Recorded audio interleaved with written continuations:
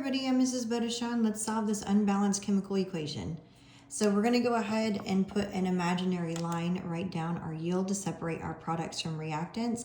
And now we're going to count up our atoms. So we have 1 xenon and 2 fluorine, and 1 xenon and 6 fluorine. You can see that our xenon are balanced on both sides, but our fluorine is not.